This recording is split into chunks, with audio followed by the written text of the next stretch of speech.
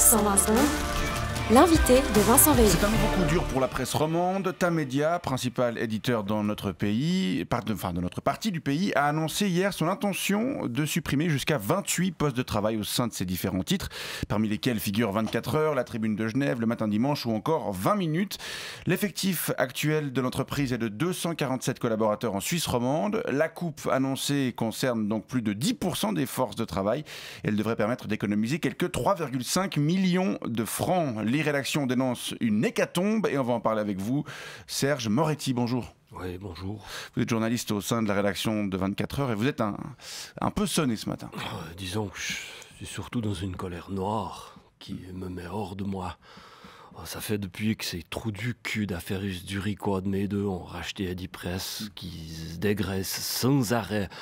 Sauf que ça fait longtemps qu'il n'y a plus de gras et qu'on n'a plus que les plumes sur les os.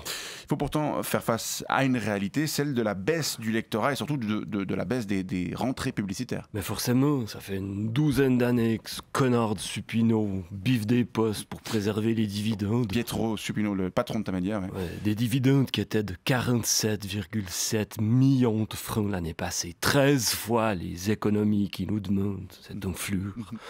On a beau être encore tous hyper motivés. Avec les effectifs actuels, ça devient de plus en plus compliqué de remplir la dizaine de pages de rédactionnel qui nous restent, avec des contenus qui donnent envie de foutre 4 balles ventre sur le comptoir de la kiosqueur. Et puis je vous parle pas des abonnements. Aujourd'hui, c'est impossible de fourguer à une personne de moins de 30 ans. Ces cons jeunes, ils préfèrent aller regarder des culs qui ondulent ou bien des bébés qui se ramassent des balançoires dans la gueule sur TikTok. Bon, des abonnements qui pourraient aussi devenir moins attractifs puisque le patron de la Poste souhaite ne plus être contraint de distribuer les journaux avant midi et demi. Ouais, sous prétexte que, soi-disant, plus personne n'en a rien à secouer de lire le journal le matin. À part Valérie Droux.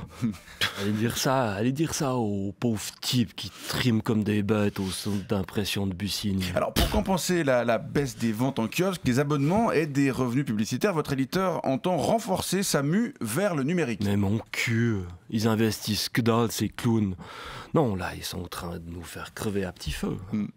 Baisse du lectorat, donc baisse des effectifs, d'où baisse de la qualité, donc nouvelle baisse du lectorat et des rentrées publicitaires, d'où nouvelle baisse des effectifs. Dans une dizaine d'années, on sera plus que 3 plaideux tendus, puis on se contentera d'éditer une newsletter avec des avis mortuaires, un sondage à la con et puis 2-3 conseils de promenade. Vous-même, vous craignez pour votre emploi ?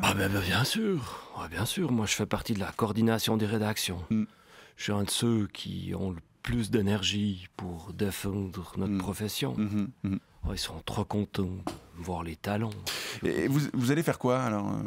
Je sais pas, il y a de moins en moins de postes libres dans la com, avec toutes les saignées qu'il y a déjà eu dans la presse. Puis c'est pas à la RTS que je vais trouver du boulot, avec les licenciements massifs qu'il va y avoir après l'acceptation de l'initiative des 200 balles. En même temps, vous êtes bientôt à la retraite, non ? Ouais, dans 32 ans. Attendez, vous avez quel âge ? J'ai 33. 32, 33, ça fait 65. Faut dire, je me laisse un peu aller, puis... Journaliste, ça use par les temps qui courent. Regardez Valérie Droux, elle a 27. Bon, on ne sait pas trop quoi vous souhaitez, monsieur. Je sais pas. Que les gens aient encore envie de s'intéresser un poil au monde qui les entoure. Et accessoirement que le réchauffement climatique se calme un peu, que la guerre en Ukraine s'arrête, et puis que l'Église catholique arrête de faire n'importe quoi, histoire qu'on ait autre chose à leur raconter. Mais... j'avoue que j'ai peu d'espoir. Serge Moretti, on vous remercie d'être venu nous faire part de l'état d'esprit qui règne dans votre rédaction. Vous souhaite quand même bon courage. Je crois que je vais aller ouvrir une onglerie avec Pietro Bugnon. Bonne journée.